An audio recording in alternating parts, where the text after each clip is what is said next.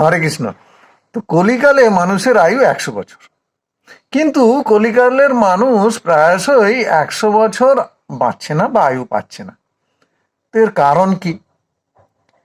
তো শাস্ত্রে এ বিষয়ে কি বলা হয়েছে তা আমরা এখন আলোচনা করব। মহাভারতের কথা।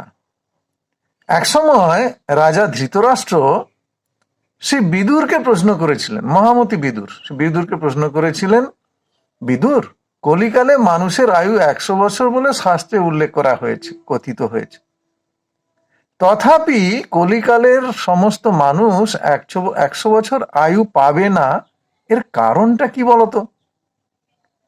তখন উত্তরে মহামতি বিদুর বলেছিলেন, মহারাজ, 6টি কারণে মানুষের আয়ু ক্ষয় হয়। 6টা কারণ। সেই 6টি কারণকে 6টি তীক্ষ্ণ বাণ স্বরূপ বলা হয়েছে শাস্ত্রে। তো সেই 6টি তীক্ষ্ণ বাণ কি, আমরা একে একে জানার চেষ্টা করব। তা 1 নম্বর হলো অতি মান, অর্থাৎ হামবড়া ভাব, আমি বড়, আমি মহান, এরকম মনোভাব। 2 নম্বর হচ্ছে অতিবাদ, অর্থাৎ নিষ্ঠুর বাক্য প্রয়োগ। কথা বলার সময় যদি আমরা নিষ্ঠুর বাক্য প্রয়োগ করি সেটাকে অতিবাদ বলা হয়। 3 নম্বর অতি অপরাধ, অর্থাৎ গুরুতর অপরাধ বা গুরুতর পাপ কর্ম করা।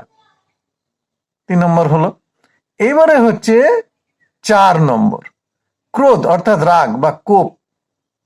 5 নম্বর আত্মম্ভরিতা, অর্থাৎ স্বার্থপরতা।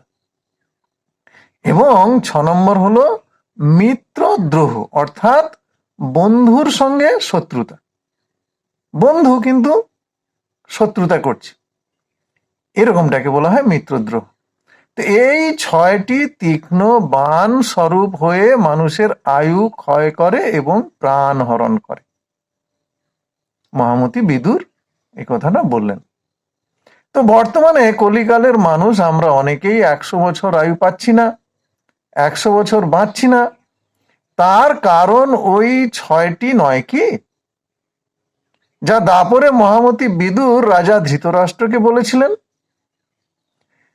তা আমার তো মনে হয় বিদুর সঠিক কথাই বলেছিলেন, তিনি জ্ঞানী লোক ছিলেন তো, মহামতি বিদুর। তো এ বিষয়ে আপনাদের সুচিন্তিত মতামত কমেন্টস করে জানাতে ভুলবেন না। হরে কৃষ্ণ।